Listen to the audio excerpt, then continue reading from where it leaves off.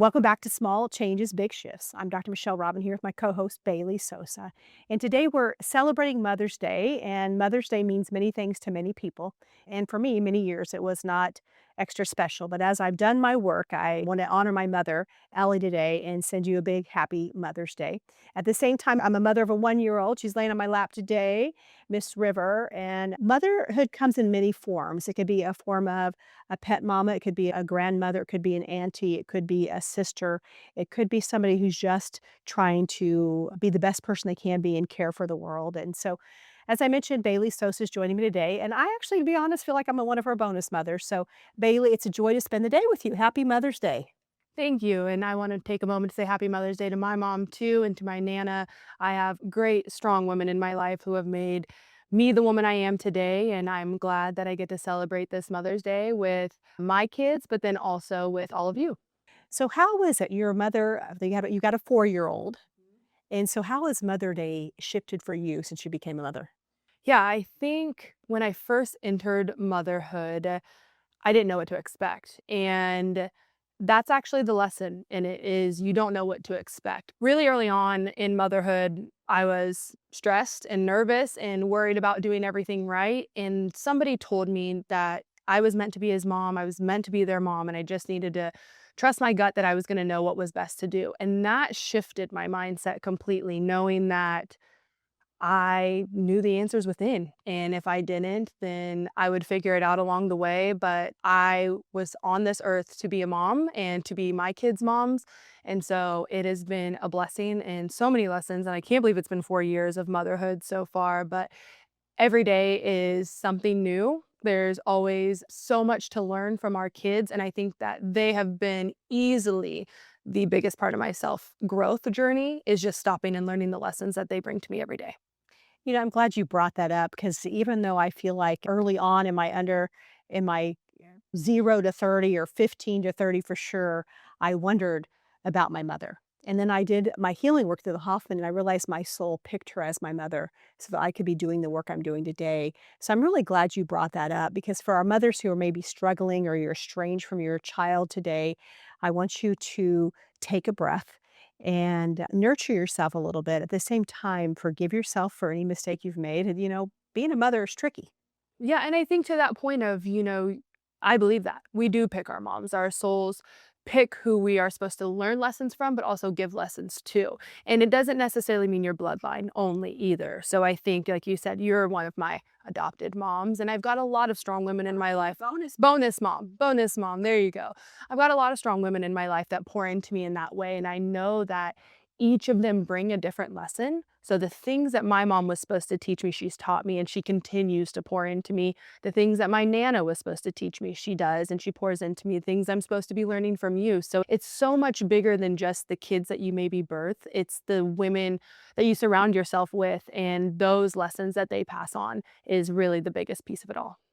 I think that's what's so important about our scholarship program. And it's fun that we got to spend the last, 6 or 7 weeks celebrating, 60, but also really celebrating the work we're doing at Small Changes, Big Shifts. And, you're a big sister, auntie figure, a mom to people that are your generation because age really doesn't matter in some ways, especially when you're a living example for other people to maybe walk the talk.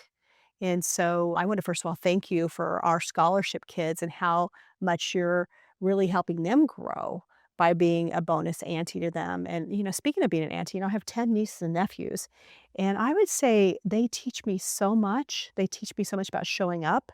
They also teach me about letting go. Any moment, Dr. DeMartini said 50% people like you, 50% people don't.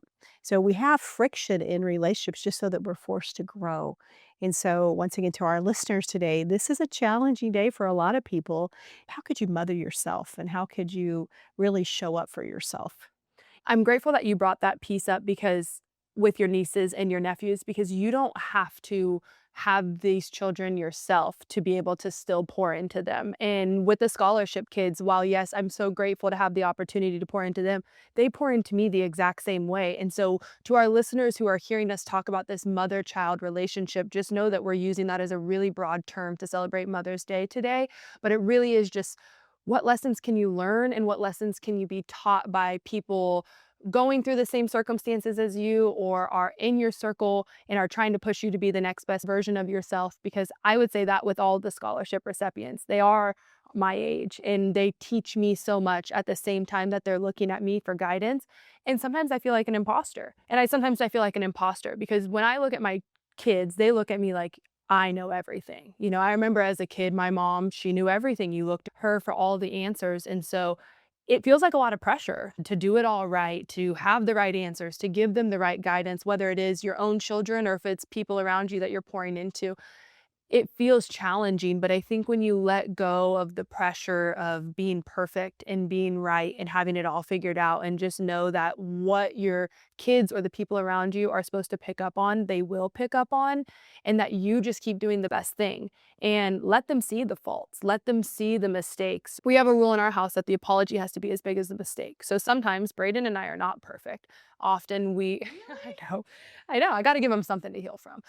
Um, but when we fall into old patterns or cycles that we're trying to break, we just make sure that we circle back with the kids. This is the first time we're figuring it out. It's the first time we're trying to have emotional conversations, have open dialogue to, give the kids the room to speak. And it's different than, maybe the circumstances people have grown up in. And so you want to give yourself that same level of grace. And so we just make sure we circle around with the apology. They see us make the mistake and they hear us apologize for it, whether it's something we did directly to them or they watch our interactions with each other, because I want them to know that you're not always going to get it right, but it's really how do you handle it once you've realized you haven't got it right. And I think that's the biggest thing for mothers, parents, women, men, whoever are out there listening to this episode today. It's not about always getting it right, but it's how do you circle back to make it right once you've realized you've been in the wrong. That's a great way to put it, get it right. And get it right, you may never get it right. Your parent may be deceased and you feel like, gosh, I wish I would have done some things a little differently, or I wish they would have done some things differently. And so I really love what you said. It's sometimes you may have to get it out in another way. It could be writing a letter. It could be forgiving yourself, forgiving them. So to our people that have lost your mother, we send you an extra big hug and we encourage you to think about the lessons you learned and possibly if you need to deepen your compassion. And when I think about healing with my mother, the biggest lesson came for me when I saw her one day as a human being and not as my mother. And I was able to say, you know what? Her life probably didn't go the way she planned. You know, 25, 4 kids under 6, single. Wow. I can imagine one kid under 25 or 35 and single. So I have trouble taking care of my little puppy. And so when we think about it, it's how do we really develop a heart of compassion? And when I saw her and I thought, you know what? I am nicer to the people that I meet on the street than I am to my own mother. That was a really slap across the face, or maybe just a real, almost like CPR for my heart that helped me go, wow. And in that moment, I can remember it distinctly. And I remember where she was sitting. I remember where I was, and my heart opened and it cracked. It doesn't mean that it healed everything for us, but it opened a door, it opened a window that I was able to shift the dissonance inside of me and have compassion for her.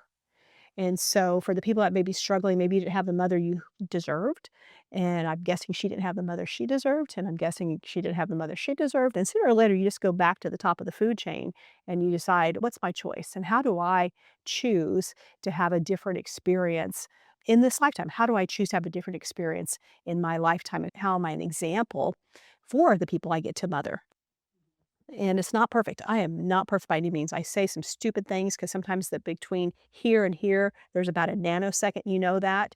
And so I have to also forgive myself and say, okay, am I doing the best job I can in this moment? Yeah, I think, I love what you brought up with the fact of looking at your mom as a child. And I think that's one of the biggest things that shifted for me in motherhood is I actually see everybody as a child now. And also Hoffman. Hoffman did a lot of that for me too, because I can't look at anybody without thinking that's somebody's daughter, that's somebody's son, whoever it may be, adults, people that you pass on the streets, people you pass in the grocery store. You never know people's stories and you never know what they're healing from or what they're struggling with that day, and they're just trying to do the next best thing and taking the next right step. And it changed a lot for me because I look at everybody and feel this deeper sense of empathy and compassion than I ever have before in my life. Because I don't know what I'm doing as a mom, so I can only assume their moms didn't really know what they were doing, and even as an adult, I mean, we don't know. We're all just souls in this lifetime with no instructions, no manual of what we're supposed to do or how we're supposed to be, but the pieces of community and connection are those grounding moments for me because I love watching no matter how old or what stage of life people are in, them live in their passion. It brings tears to my eyes. Brayden laughs at me because I cry at the Olympics now after becoming a mom when I see them win because I'm like, oh my gosh, I know that was their passion all the time and energy and everything they poured into it. And I instantly think, what are their parents thinking in the crowd watching that happen? And so that's honestly been the greatest gift for me for motherhood has been that perspective shift and that view of the world I have and the way that I approach humans differently because to your point earlier, you always just looked at your mom as your mom or this adult figure and not really that inner child that's within all of us. And I think if we all can just open our hearts to whether it is, focus on yourself first, right? Open your heart, love yourself first. Then the next step is kind of healing that generational piece or your family pieces that you don't want to take those cycles with you. But then the next and the biggest step is how do you look at the world with those same set of eyes. All children with those same set of eyes would protect any kid on the street as if they were my own because I just feel this deep sense in me after becoming a mom that every child deserves to be happy and free and careless and childlike. And when we grow up, we lose so much of that. And kids are reminders to us of how, in my opinion, kids are reminders to us of how we're supposed to live life. Most of them don't really know a stranger early on. They're waving at the people across the restaurant that they don't know. They're stopping and looking at the dandelions as you're walking by. They find beauty in the little things in life. And so I think if anything you take away from the show today is to just stop and find the beauty in the little things in life and spend some time outside as we're entering this warm season here in Kansas City at least and we're in May and spring is coming up and there's all these things to be grateful for. That is one of the best things that you can do to celebrate today. Yeah, as we celebrate today too, I think it's really important to think about the bonus moms in our life, the bonus female figures, whether it's an educator. In my case, it's easier to look backwards, since I've lived 60 years now, but look at the people that have showed up in my life. Like the first person I think about is, besides my mom, is Maggie Mountain. Maggie's had a son named Tim, and I've got my twin Mike, and the three of us were the Three Musketeers, and she was my babysitter from the age of 3 to 12. And so Maggie's no longer with us, but I just think about how she cared about me, and I always say people have NMFI on their forehead, make me feel important.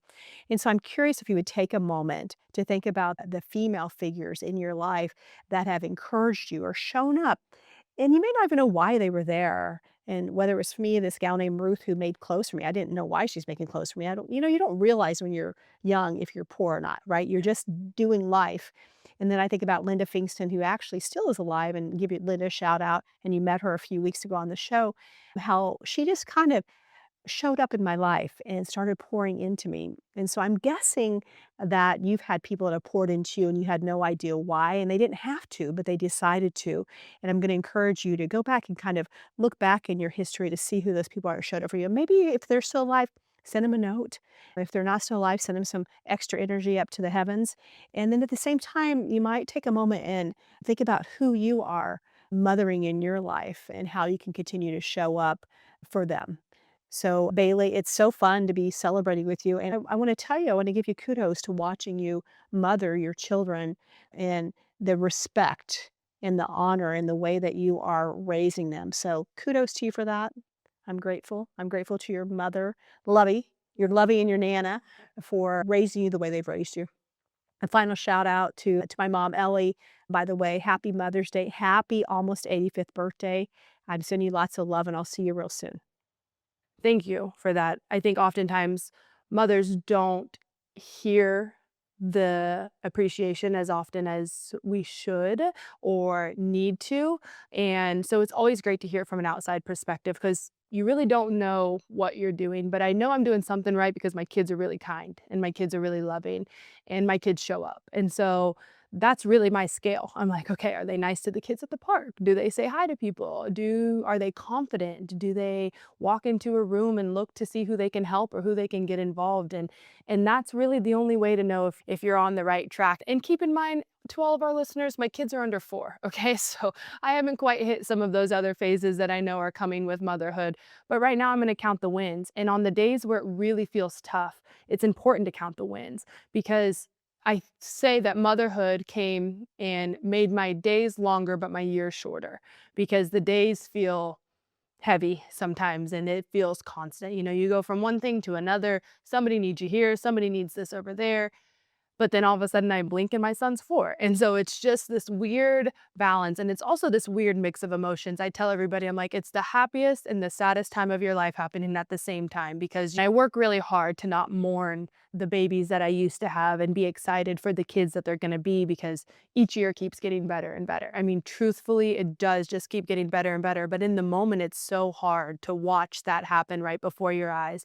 And I think life moves fast for all of us, but having kids in front of you, whether it's your own kids or the kids around you, or if it's your pets and you're watching them grow up, it just gives life a time stamp and kind of gives you a date to look back and see, wow, this is really going quick. And so, to the moms out there, I know you hear it all the time, it goes fast. Hold on to the moments, but really live in the moment. I think often we are so focused on trying to make our kids better, trying to make ourselves better, make the world better, that it can feel like we're future focused. And I'll say for myself, I feel like sometimes I get future focused, that it's hard for me to live in the moment and watch them be the kids that they are now.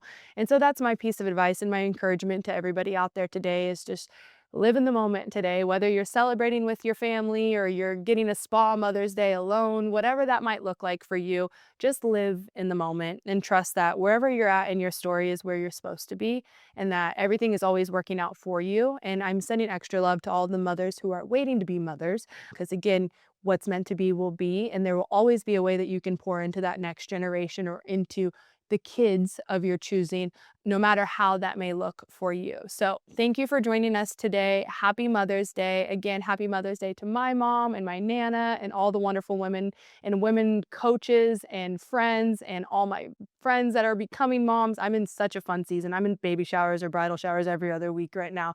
So it's really fun to see all of this coming to fruition. But motherhood is the greatest thing. It's the greatest title and the greatest job I'll ever have and the most important one that I'll ever do. And so I'm grateful to be here with my second most important job and really close second because we get to do the same thing, pouring into our community the same way that I'm trying to pour into my children. And so to all the moms out there, we see you and we love you and we're sending you so much love today and every day. And I want to make sure I take a moment to say thank you for the work that you're doing and for taking the time to pour into this next generation.